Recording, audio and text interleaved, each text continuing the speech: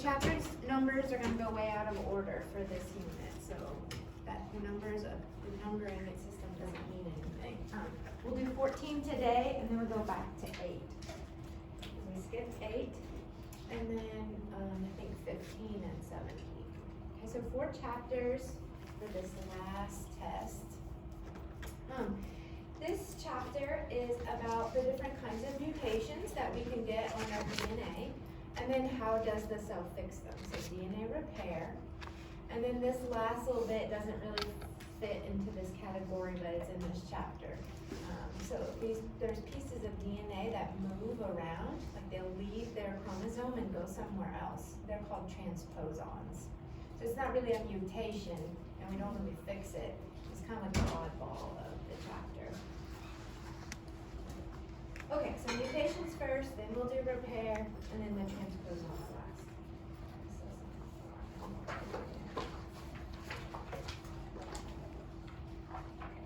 So, the kinds of mutations.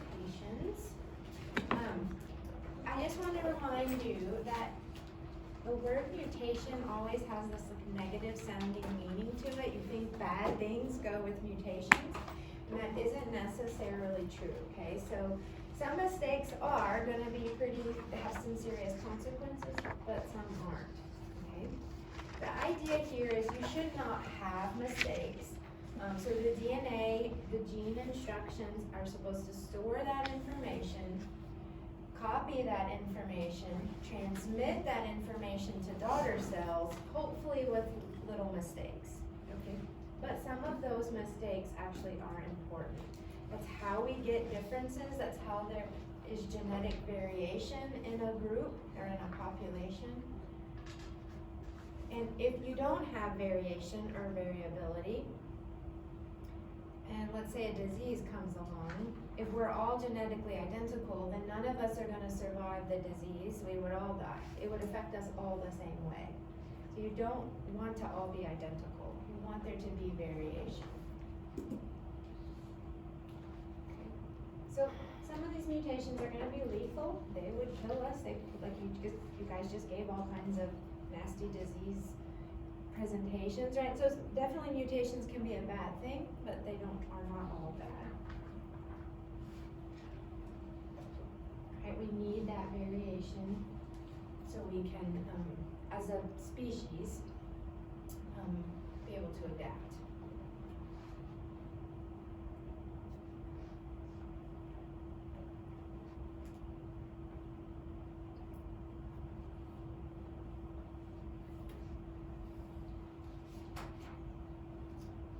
Okay, so the definition for mutation is any alteration, any abnormal sequence in DNA. That's a really broad definition. Okay? Any alteration in the DNA sequence. It could just be changing one base. An A changed to a T, that's enough. That's called a mutation. But it could also be multiple bases. We've talked about what if a whole gene is deleted? Or what if you insert or duplicate something? Those would all be classified as mutations too. So don't think that it just has to be one base.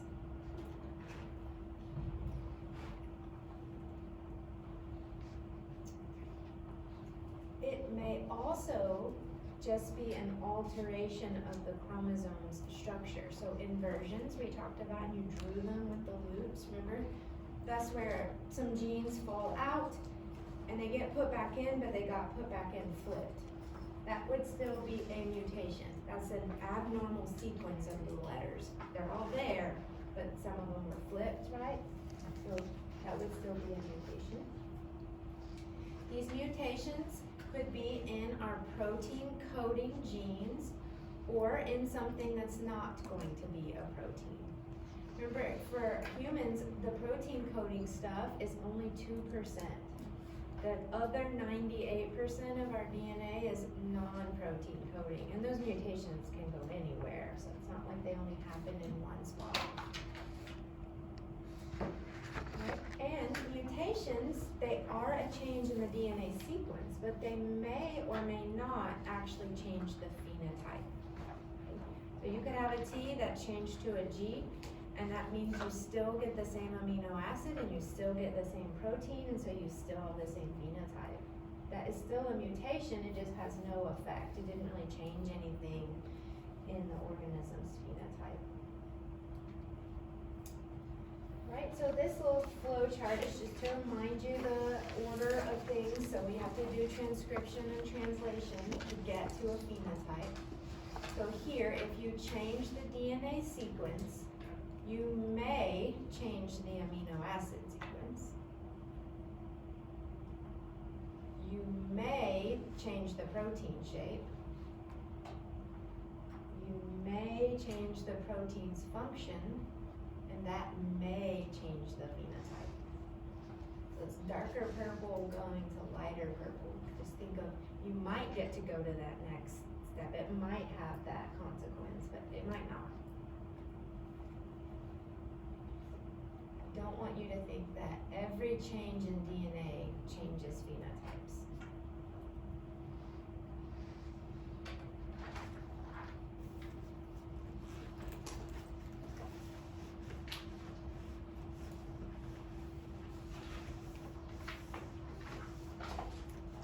Okay, so how we're gonna go through the mutations, I'll give you like the classic example where it is just one mutation. And then we can talk about different ways to describe the mutations or to group them, classify them. So sickle cell anemia is a disease that you can get by changing just one letter in the DNA. Alright, so here is the normal, a little chunk of the normal hemoglobin gene. And it's an A right here and a T right here. Well, that's been changed, it's been flipped. So now the T is on this strand and the A is on this one. That's a difference in the sequence. And so when you make the RNA, remember we can only use a single strand of DNA as the template. So this CTC is used to produce the RNA. Well, now it's not CTC, it's CAC. So that means this is the RNA sequence. And when the ribosome is reading that, if it reads GAG, the genetic chart says you need this amino acid. But if the ribosome reads GUG, it has to wait for a different amino acid. And that one amino acid change is enough to mean the protein folds up differently, folds up incorrectly. So here's normal hemoglobin. It's 4 subunits that all interact with each other. And if you make the incorrect form of hemoglobin, they accidentally bind to each other instead of staying alone like this. And if they bind to each other, they force the red blood cell shape. Instead of being nice and circular, they force it like this. And that's called a sickle cell. A sickle shape, sorry. Sickle-shaped cells do not fit very nicely through the capillaries, and they clump up instead of like this. And so that one DNA base change did change the RNA, did change the amino acid, did change the protein's shape, did change the protein's function, and then therefore did change the phenotype. So that's just always the classic textbook example of showing you how a mutation could change a phenotype. Alright, we have defined allele before, but it's on here again for you. Remember, alleles are just different versions of the gene, alternate forms of a gene. The way you get alternate forms is they have to have something different about their sequence.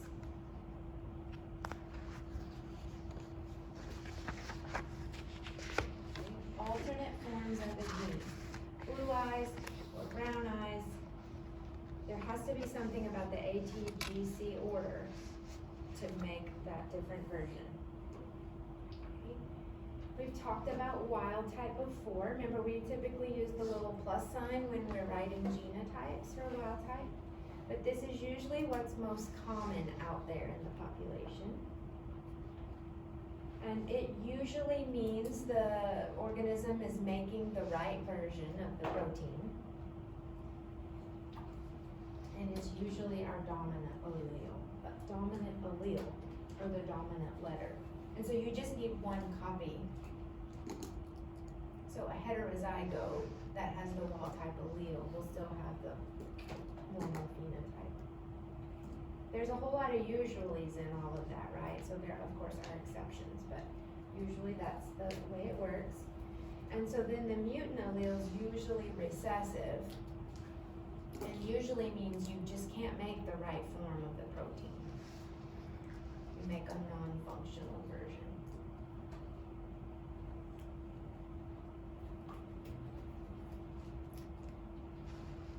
Okay, so let's look at some of the genotypes that we use to, like, talk about in our Punnett square crosses. So we have big A means you make the right protein, little a means you make a defective one. Okay, so if we have a heterozygote, big letter, little letter, and the trait follows simple dominance, that just means the capital letter wins. That was Mendelian genetics, capital letter wins. What's really happening inside the cell is the cell is using the big A and making the right protein. It's also using that little a and making the wrong protein. So you're really making both. It's just that defective protein doesn't cause any harm. It doesn't interfere with the functional one. So you get to have the functional phenotype, whatever the phenotype for big A is. If big A is tall and little a is short, you're making the tall info, you're making the short info, but as long as you have tall, you're good. You'll be tall. Okay, so you really do make both. We kind of always just treat it like the little a isn't used. It's not used to determine our phenotype, but it really is used in the cell. And so someone that has the little a, well, they make defective protein, so of course they will have the defective phenotype. Okay, but if a gene doesn't follow simple dominance and instead it does incomplete dominance, remember that's where the heterozygote is this intermixed phenotype. Incomplete dominance, the example is red flowers bred with white flowers, means you'll have pink offspring. You'll mix the red and the white to get pink. So what's happening here is you, again, really do use that big A, and you do use the little a, but the protein, the functional form, you're not making enough of it. So you don't show the dominant phenotype. So that pink flower, it really is making some red pigment, but it's not enough to make the flower red. So that's why it always looks like this blending or this mixing.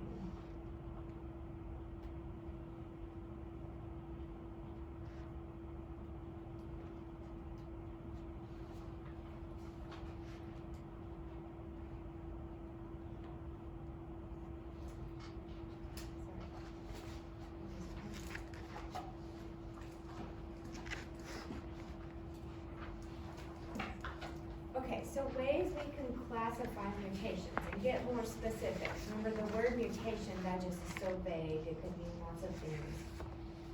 Is we'll just get specific with our terms. Okay, so you can say that a mutation is either spontaneous or induced. And so I'll explain what that means and we'll go over some examples. Or you can get specific when you describe a mutation and say where it's located. Or you can get specific and say what kind of change at the DNA level is there, the molecular change, or what kind of phenotype change does it have. So these are just different ways of getting more specific with your word mutation. And we'll just go in that order. Okay, so spontaneous or induced is up first. Spontaneous means random. Like if you just talk about the word spontaneous, random. So these are changes in the DNA sequence that have no known cause. Nothing you did caused it. It just happens in your cells.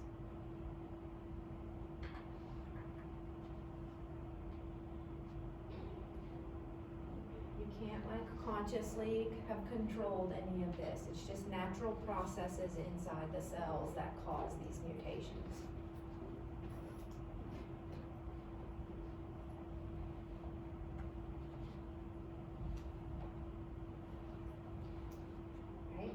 So these are just normal biological processes. The most common one is DNA replication going wrong. Remember, DNA polymerase has to build a whole new copy of the chromosome. And it has to perfectly partner up, A's with T's and G's with C's. Well, it just makes mistakes sometimes. So this is just a random mistake during DNA replication, okay? DNA polymerase added the wrong letter. All right, DNA polymerase can make another kind of mistake too. That's called slip or stutter. All right, so picture A will be stutter. B is slip. A is stutter. B is slip. Okay, so look at this little Pac-Man looking thing. That's DNA polymerase. And he's reading over the DNA. Every one of these little blue bars represents a repeat. So maybe it's just TGGC, TGGC, TGGC. Remember we talked about in our crime scene lab, we have these repeats all over our chromosomes. They're not in our genes, but we have different numbers of repeats. That's what's different about all of us. This is how these different numbers came about. So when DNA polymerase is trying to make a copy of this chromosome and it reads past these 3 repeats, it can either stutter and like get kind of hung up on the repeat, or it can go too fast through the repeat. So this is an example where it stutters. And so it reads the 3 repeats, but then like kind of goes back and reads them again and goes back and reads them again. It's like stuttering. And so on the new chromosome that it made, instead of having just 3 repeats, there's 6 now. So it's just stuttered. And this the daughter cell that gets this newly made chromosome is going to have 6 repeats when the parent chromosome only had 3. So that's how even an offspring would be different from the parent in these numbers of repeats. Here is an example where it goes too fast through the repeats. So there's supposed to be 1, 2, 3, 4, 5, 6, 7, 8, 9, 10. It repeats whatever that DNA was 10 times. And so it just gets like, think of it as like, I don't know, getting tired of reading the repeats, or it's just like, oh, it's the same old thing, it's the same old thing, and so I'm just gonna zoom past it. So it goes too fast, and it makes the DNA kind of bend out or kink up, and so it won't read those in that loop. It'll just read this, this, this, and then keep going. And so the daughter cell's gonna only have 3 repeats in it instead of 10.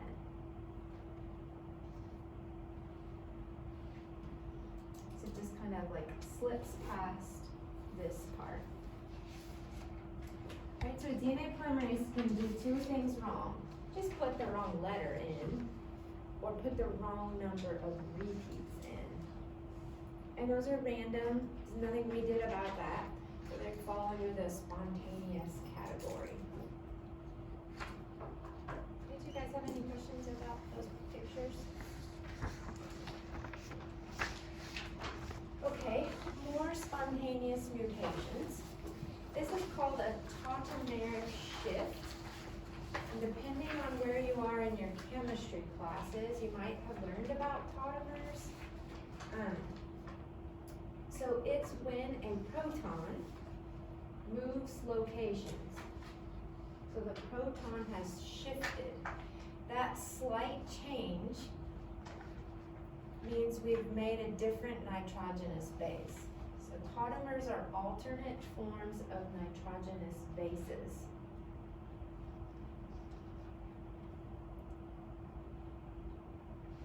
Because a proton has moved.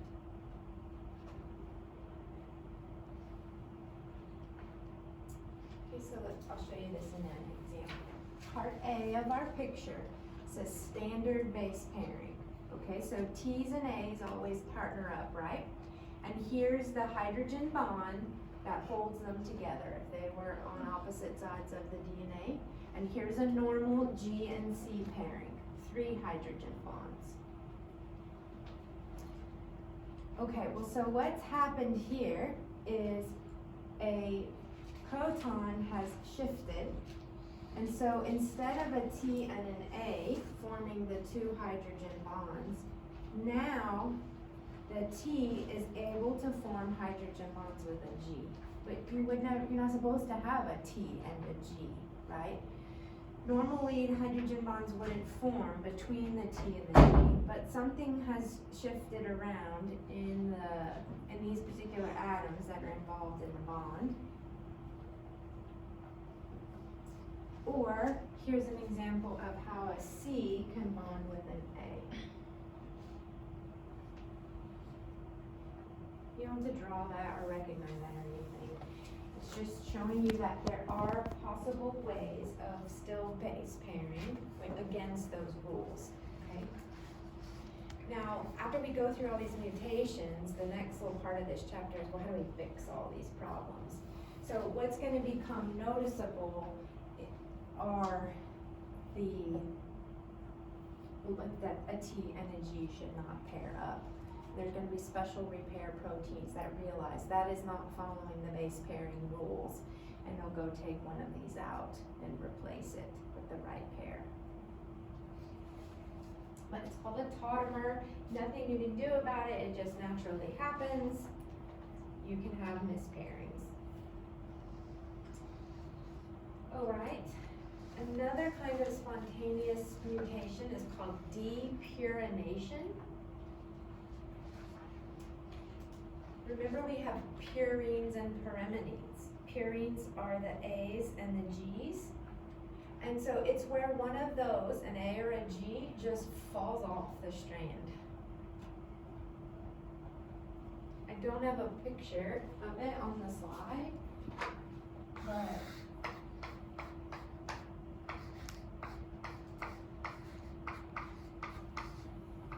a purine just breaks off. That's all it is. So it has to be an A or a G. So the word depurination, D-E, means like to remove, and you remove a purine. Deamination means remove an amino group.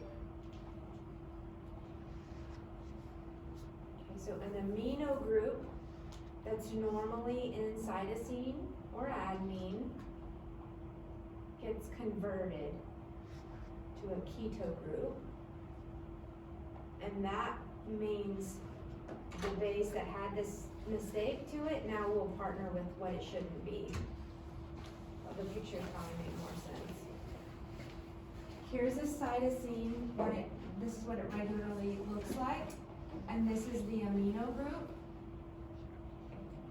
That amino group is gone, the N and 2 H's leave, and now you just have a C double bonded to an O instead. Well, if you make that change, that's all that's different between cytosine and uracil. See, all of this is the same in cytosines and uracils. So if the amino group breaks off and an oxygen joins, that's all you need to change a C to a U. And U's pair with A's. So you would be able to now have a U in your DNA, all because of this breaking off right here, the amino group breaking off. You're not supposed to have U's in DNA. So hopefully you can fix that with the repair proteins. Or adenine has an amino group. Break it off, replace it with a double bonded O. and you've made this new molecule that's not one of your typical A, T, G's, or C's, but it pairs with C really nicely. And so if you have a C on the opposite strand, this is a way to get something in your DNA that isn't even a base. Okay. So again, just random things. There's nothing you do to physically cause that to happen. So depurination, remove a purine. Deamination, remove an amino group. And that means you can have a new, you can convert it to a different amino acid. Okay, induced do have a very specific physical cause. This is going to be something you were exposed to caused the mutation. Right, so these come from the influence of other factors. They are not just random things happening in your cells.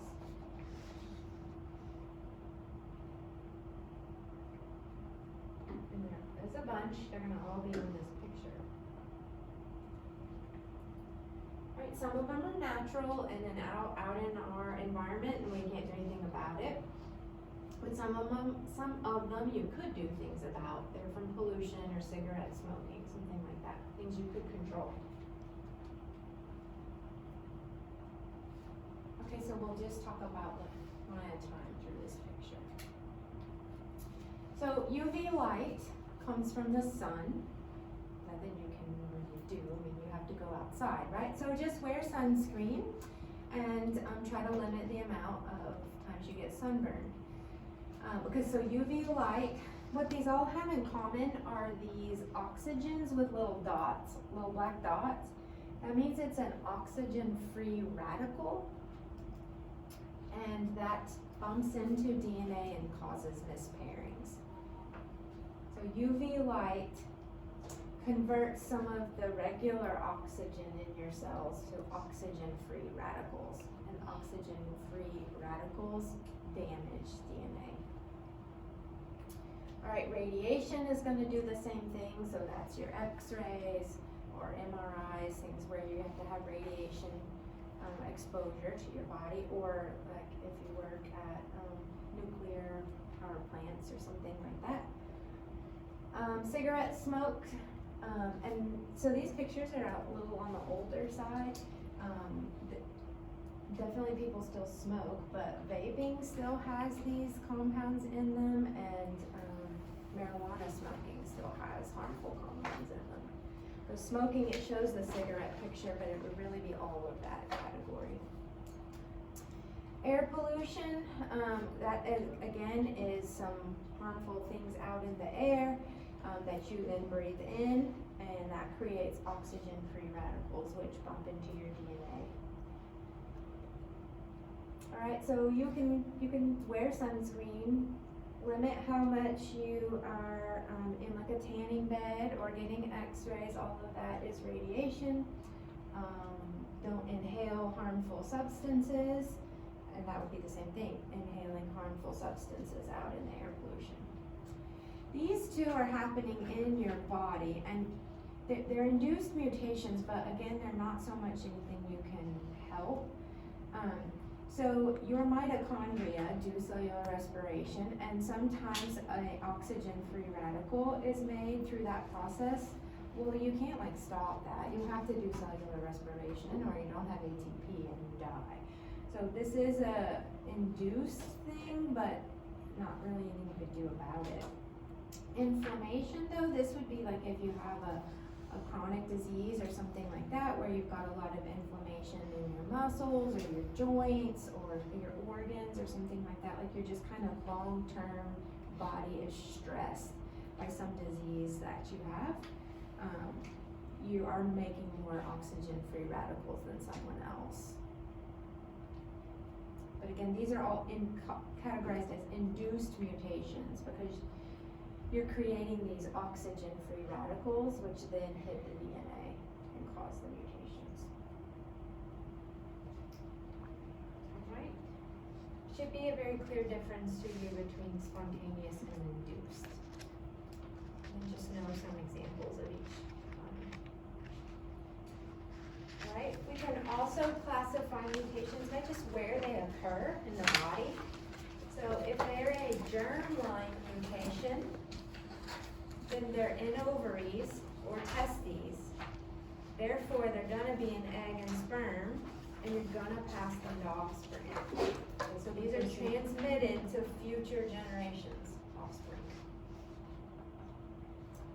But if the mutation is in a somatic cell, that means anything else, not ovaries and not testes, anything else, you can't pass that on. Okay, so let's say you've been exposed to too much radiation and you've got some mutations now in your skin cells. You don't pass that on to your offspring. It's gonna affect you. You might get skin cancer, but it's not gonna be something you can pass on. You can only pass on mistakes, mutations, in ovaries and testes, because those are the body parts doing meiosis. Okay. You can also give a more specific term to the mutation by saying X-linked or autosomal. X-linked means it has to be on a gene on the X chromosome. And autosomal means it's on anything except the X.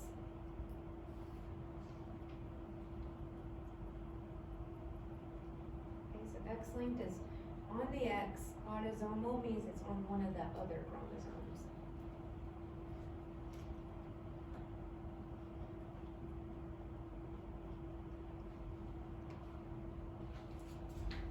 Okay, another common way to group mutations is just to use some terms that describe the change to the DNA or the RNA or the amino acids. So what we call a point mutation also is called a base substitution. Either word is okay, but this is just changing one letter and substituting it with another.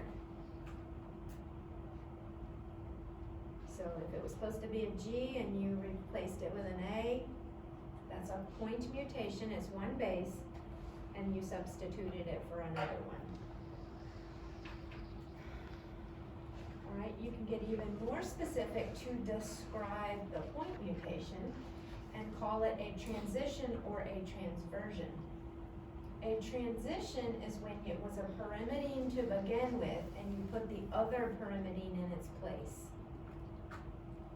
So it was a C or a G and you replaced it with a C or a G. Or it was a purine to begin with and you replaced it with the other purine. It was an A and you put a G in place. Those are more common than transversions, but so because transversion is when you had one type and you replaced it with the other. You had a purine and you replaced it with a pyrimidine. Why these are more rare is they change the width of the DNA. Alright, so I'm going to go back to just some of our nucleotide pictures.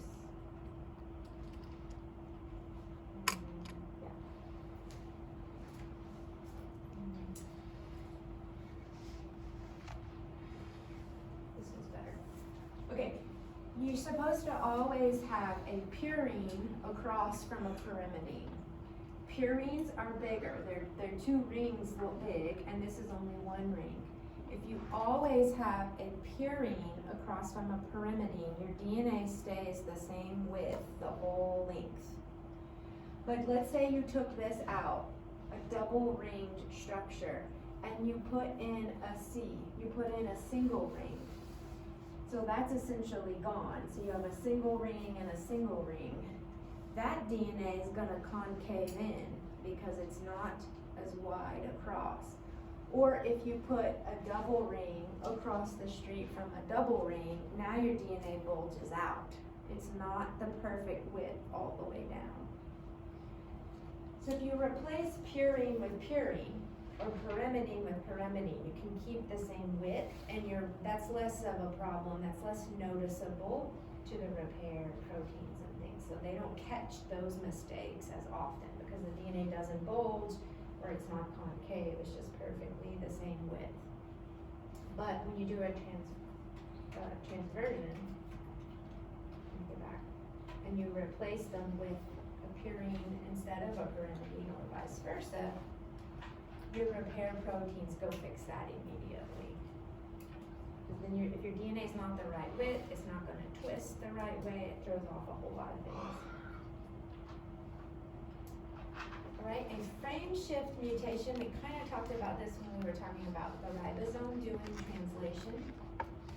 Obviously this is not DNA, it says the cat saw the dog. But the illustration is just to show you that if you add in an insertion or you take out a deletion of one or two bases,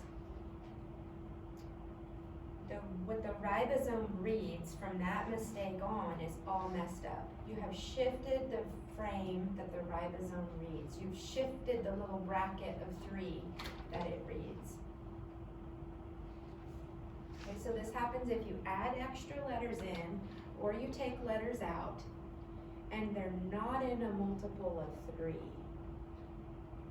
So the slide says 1 or 2, but 4 would do the same thing.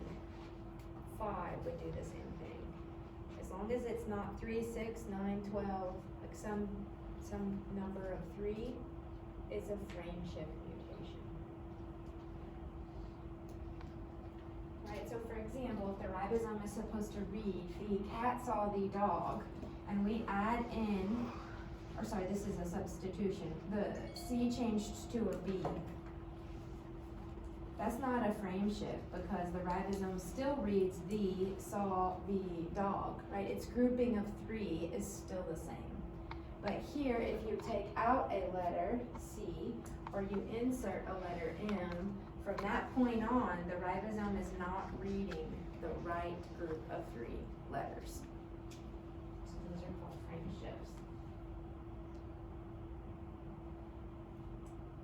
Okay, a silent mutation is when you change the DNA, but that doesn't change what amino acid you code for. Is you change the nucleotide, but you still would use the same amino acid. If you use the same amino acid, you're going to make the exact same protein. So this effect is silent. It has no effect on the organism. There is a mutation, but the effect is silent. If you change your DNA, and all of a sudden you've now changed the codon to a stop codon, your ribosome has to stop way too early. So this is called a nonsense mutation, and that's definitely going to change the protein. If it was supposed to read 100 codons and it only reads 6 because a stop codon was thrown in there too early, you're not going to make the right protein. And a missense mutation is, again, you change the DNA, you change one of the nucleotide letters, and it gives you a different amino acid. So silent is when you keep the same amino acid. Missense is when you get a different one, and nonsense is when it's specifically the stop. And so this figure can walk you through that. So here's the regular DNA with no mutations, so that would be our RNA, and you would use the protein lysine. But if this C changes to a T, that is going to affect your RNA, but this codon, AAG and AAA, are both lysine in our coding chart. So that's a silent effect. This one is when you all of a sudden have a stop codon, and this one is when you have a new amino acid missense. So instead of using lysine, you're using arginine. Now the difference in these two missenses, you do not have to know. I'm not going to ask you conservative and non-conservative, but if you're interested, it just means conservative means you used a different amino acid, but it's still very similar. Like if this was polar, and then this one's also polar. And then non-conservative might mean you went from a polar to a non-polar, or a negatively charged one to a positively charged. Like the amino acids have some different characteristics about them. But just stick with the general missense mutation for now. All right. Any other questions so far? Okay, this category is when you just describe a mutation by telling someone what kind of phenotypic effect it's going to have. These are kind of intuitive when you read their name. All right, a loss of function mutation means our protein doesn't function anymore. Loss of function, the protein doesn't function. Right? We can categorize this as either weak or strong. So a weak loss of function would just mean the protein still works, but just not very efficiently, so it's not like a total loss of function. Strong would be total loss of function. It is not working at all. A gain of function is the protein. You now make a new protein that you didn't make before, and it gives you this new purpose or this new function, this new ability. A neutral mutation means it doesn't affect the fitness, and fitness is important in this definition, right? It doesn't help that individual survive or reproduce, so it doesn't really have a benefit necessarily. If it's not helping you survive or reproduce, then in the evolution sense, it has no effect. You're not doing anything better than anyone else. A null mutation is a complete loss of function, which is basically the same as a strong loss of function. So you could kind of use that interchangeably. You could say a strong loss of function or a null, meaning the same thing. That protein is not working at all. Alright, I'll tell you a common mistake. Students confuse silent and null a lot. So silent we just did, and that's where you change the DNA, but you just didn't change the amino acid. Null means that protein is not working anymore. So null and silent, the words I guess kind of sound the same. Like you would think silent has no effect, null has no effect, but that's not what null means. Null means the protein is null. It doesn't work. A lethal mutation, this one, we have these in class. This is gonna interrupt some process that your cells just have to do to survive. And if you've messed up that essential process, it's lethal.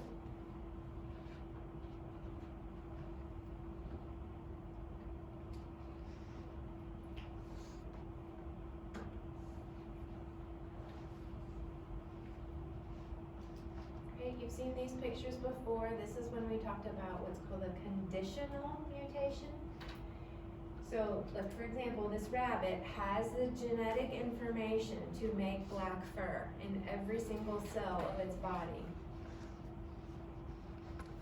But it's not black right here because the body is too warm and the protein is denatured. But it still has the mutation always. The mutation is present all the time. Make black fur is in every single one of those cells. But you can only make the black fur under certain conditions on the cooler body parts of the animal, under certain conditions.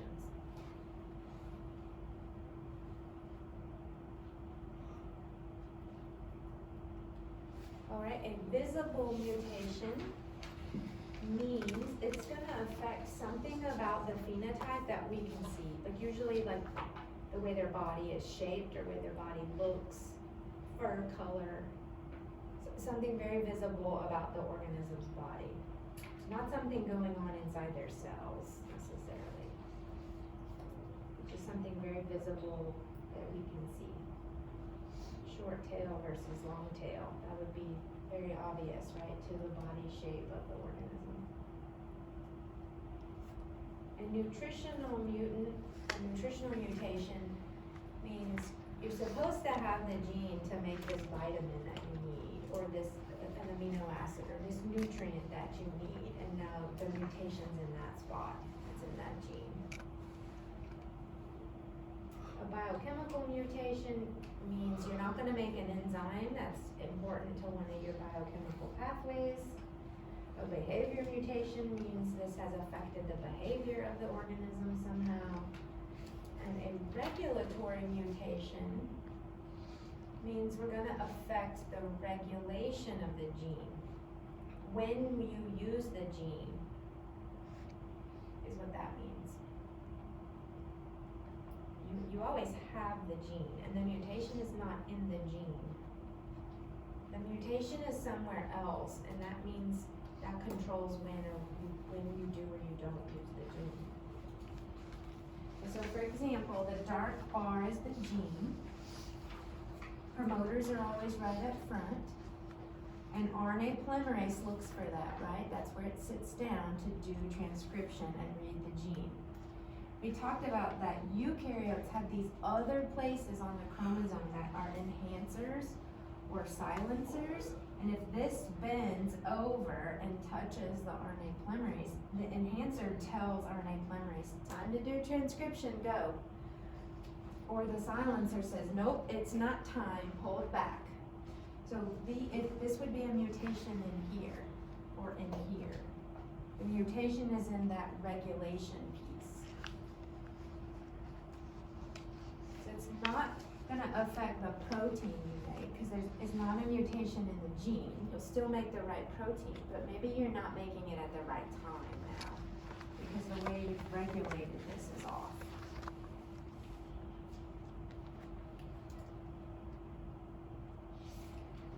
Okay, any questions about all the kinds of mutations? Okay, well fortunately, eukaryotes are very good at fixing DNA mistakes. Prokaryotes not so much, eukaryotes are great. Okay, it's because eukaryotes have a whole bunch of things called repair proteins. So for example, these are the little repair proteins. They look for when the DNA is broken, or they look for when the DNA is bulging out, or concave in, or they look for just a mispair. Anyways, there's all kinds of different repair proteins that have a specific mistake they look for, and then they can go fix that, right? If you could not fix DNA, you would die, because you're exposed to the sunlight every single day, and you're getting mutations every single day. Or you have to get an x-ray because you've broken your arm or something. You're just exposed to stuff that causes mutations. It's just a fact. And you all are here because your repair proteins work great, right? Someone that can't make one of these repair proteins then doesn't survive very long. Okay, so remember we started off the kinds of mutations by saying DNA polymerase just puts in the wrong letter, right? So DNA proofreads its own work and can catch about 99% of its mistakes. But it can only catch its own mistake if it does it pretty fast, right? So it's cruising down the DNA, adding one letter at a time.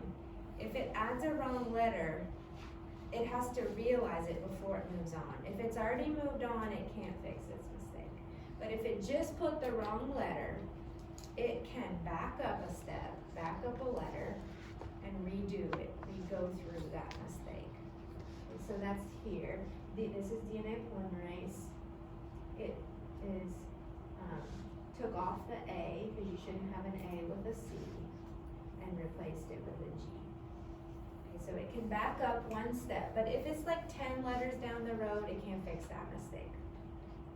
You'll have to have something else do it. Okay, sometimes,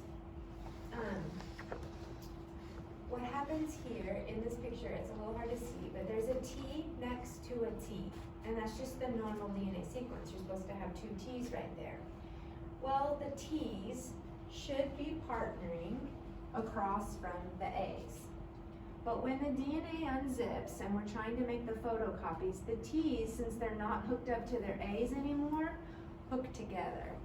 It's called a thymine dimer because of the T, thymine.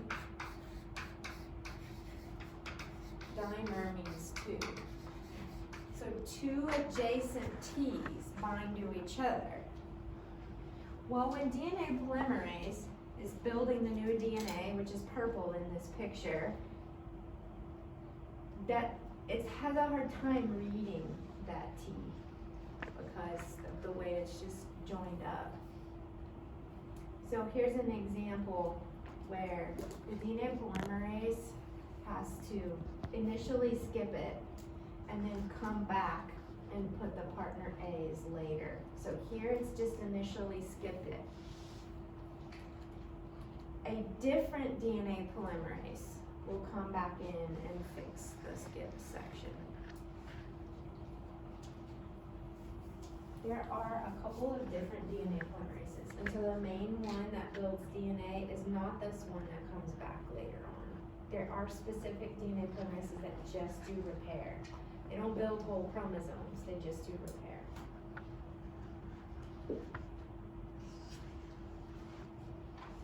Okay, this is an example when you just need to fix one mispaired letter. So for example, maybe we had a spontaneous mutation, change our C to a U. Right, you're not supposed to have U's in DNA. That's really highly recognizable. So we just want to repair this one mismatch. It's only one single base that's wrong. Okay, we have what are called DNA glycosylases. And you have a uracil one, you have a guanine one, you have a thymine one, but this is the wrong letter and this is a U. So it's going to be the uracil DNA glycosylase that realizes this U. It's going to take out the U, but this bar here is representing the sugar phosphate backbone. So the glycosylase can only take the U off from the sugar phosphate backbone. Then a new enzyme called endonuclease will take the sugar phosphate out. And then a repair DNA polymerase will come fill in the gap.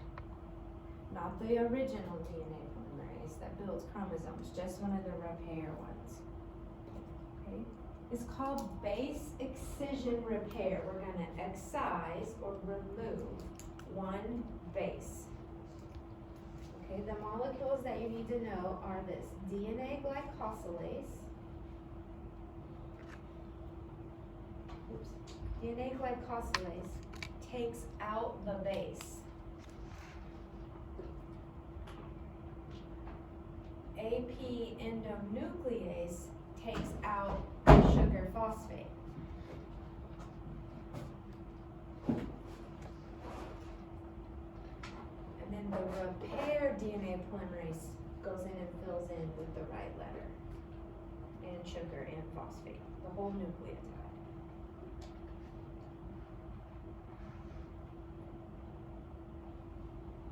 Base excision repair, just one mismatched letter.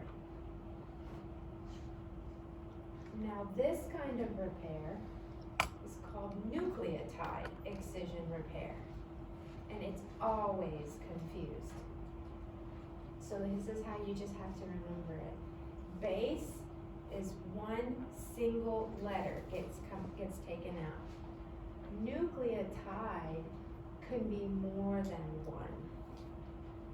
So in this picture, remember I told you sometimes the DNA will bulge out like that? This is not just one letter in the bulge, it's a couple of letters. And they all have to be taken out. So you're just gonna remove a bigger chunk.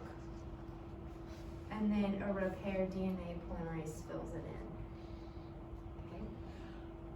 And it's a nuclease that takes this out. All nucleases remove nucleotides and parts of DNA. this one has the specific name AP. And this one just says nuclease. But if you just look at the terms, base excision and nucleotide excision, they sound the same. They seem like that would mean the same thing, but it doesn't. Base excision is one single base. Nucleotide excision is where you have to take out a whole region, because there's a lot of mistakes in that region, not just one you're trying to fix. You see the difference in the pictures?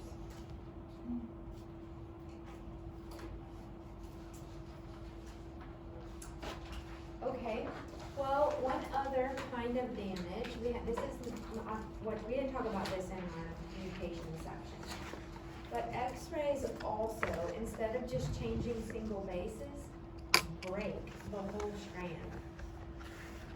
And it's called a double-stranded break because the top and the bottom are cut. Okay, so how can you fix that if the DNA's been cut?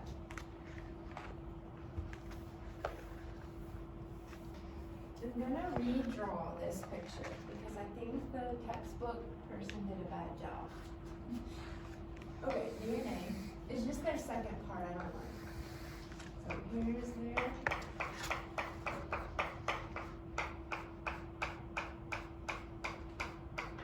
DNA. A double-stranded break is a break through the DNA, both strands. Their picture makes it look like you didn't lose any letters, like on both strands. You lost the letters here on the top, well, you could just use these to fill in the partner. And you lost these, well, you could just use that. It's really like if you missed this whole chunk, right? So it kind of altered your picture. You're missing the bottom two letters and the top two letters. So the problem is you don't know what was supposed to be there. You don't have a template to follow to fix the mistake. This textbook picture makes it look like, oh, well, you could just read that letter and then know what its partner is. That's not true. So a double-stranded break is you don't know what's at the top and you don't know what's at the bottom. Now the rest of their picture is fine. I just don't like this part. It's kind of misleading.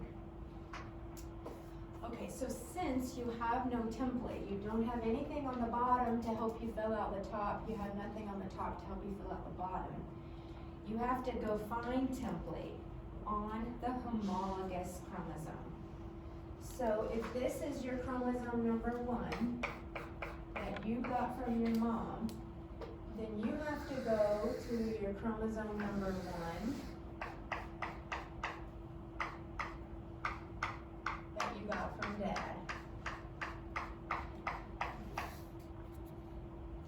This has to break and bend up so you can use it as template. So look back here, the pink is the broken one, the blue is the complete one, and see how it's separating and bending up? So now this can be template and this can be template. Purple is the new stuff. So we can fill in the mom's chromosome right here by using Dad's info. And we can fill in this strand of mom's chromosome by using this of Dad's info. It's gonna be the same gene, because that's what makes a homologous chromosome homologous. It's the same genes in the same order down the whole length of the chromosome, okay? And then they unbreak, I guess would be the word, and go back to being a complete mom and a complete dad chromosome. The disadvantage of this is, let's say this is a gene that helps you control cancer. And your mom had the version of the gene that means you're gonna be resistant to cancer, but your dad has one that makes you susceptible to cancer. you were gonna be okay because you were having all of mom's good information. Well, now that's broken, and all you could do to fill it in was dad's mutated version. So now you've got the mutation from your dad twice, and you're missing your mom's good version, for example. Okay, so, or if it's an eye color, which wouldn't affect if you survive or not, right? Let's say your mom gave you blue eye information and your dad gave you brown. Now you've lost the blue eye info from your mom because it got broken, and there was no way to repair it with the right blue eye information. You had to use brown to replace this chromosome. That's a really trivial example. Who cares if you have brown eyes or blue? But if it's a gene that's related to health, that could be a really big problem. So it's great, you get to fix the chromosome, you get to repair it, but you're repairing it with the other chromosome's info. And maybe that's a recessive trait. Maybe that's a lethal trait. I mean, there could be potential consequences. You have to use the homologous chromosome as the template. Okay, last little bit, this is kind of the oddball part of the chapter. It doesn't have anything to do with mutations or repairs, but these are places on our chromosomes. This is a very real thing that we have, okay? It's called transposons, or transposable element, whichever word you like better is fine. What these things are, they're kind of in conversation, people call them jumping genes. I think that's a bad word because it's not a gene. It is a piece of DNA that jumps. It doesn't have to be a gene, but that's what they were kind of first called, jumping genes. So maybe just replace gene with this, DNA sequence, jumping DNA sequence. Okay, so they're just pieces of DNA, genes or not genes, pieces of DNA that can move. They can move in their own chromosome. Like if they're on number 1, stay on number 1, but go to the end or something like that. Or they can go to a totally new chromosome. If they were on number 1, they can jump to number 10. And they just shove themselves in any place on any chromosome.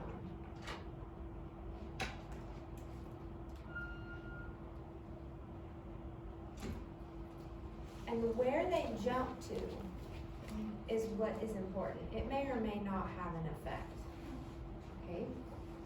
So, this is an example of it jumping into a gene.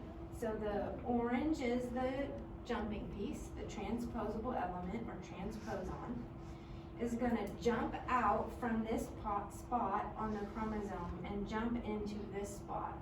This purple though in the picture is a gene. Let's say it's your gene for making insulin.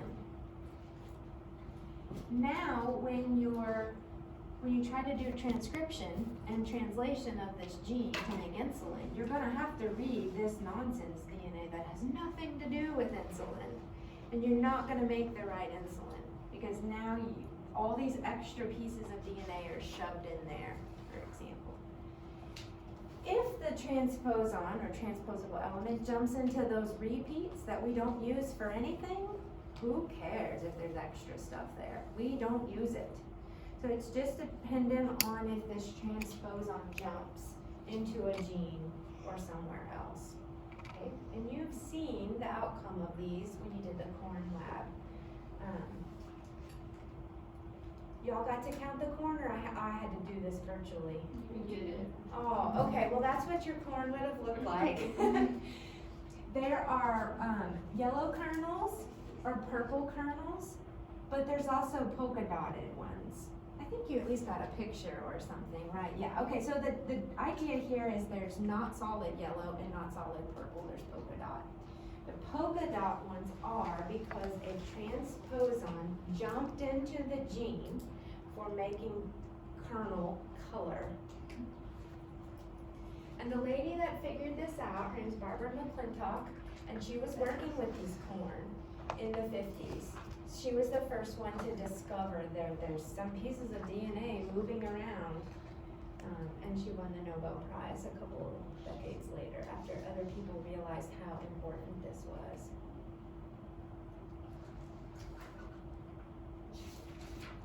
Okay, so I'm going to end with an example that is another one you've seen.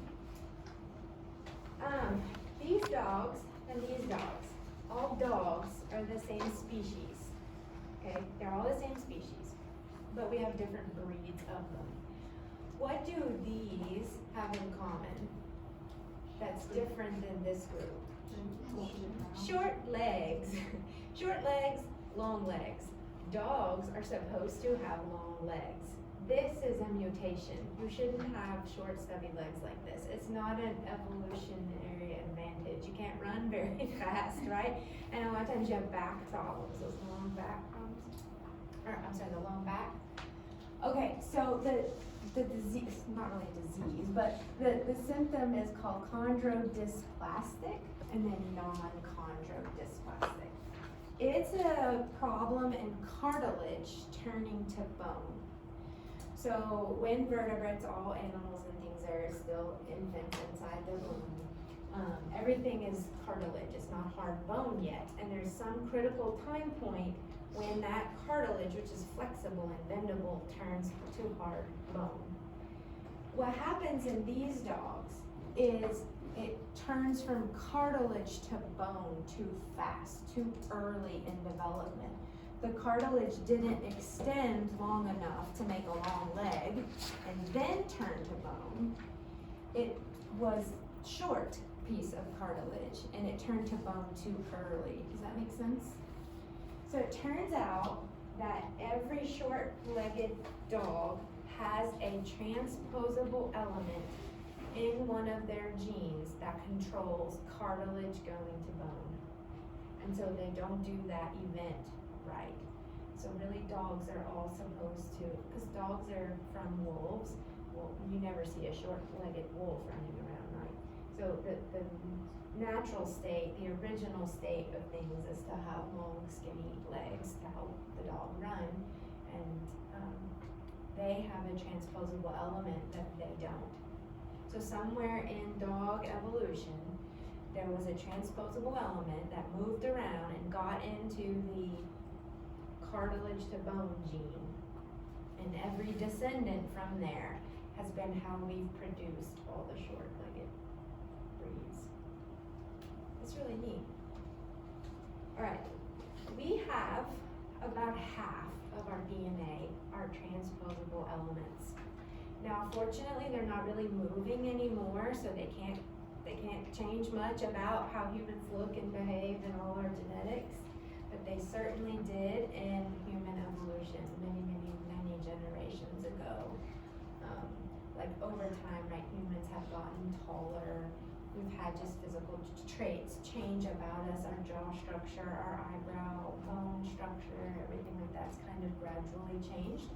And the idea is it's because of transposable elements giving us all this variation.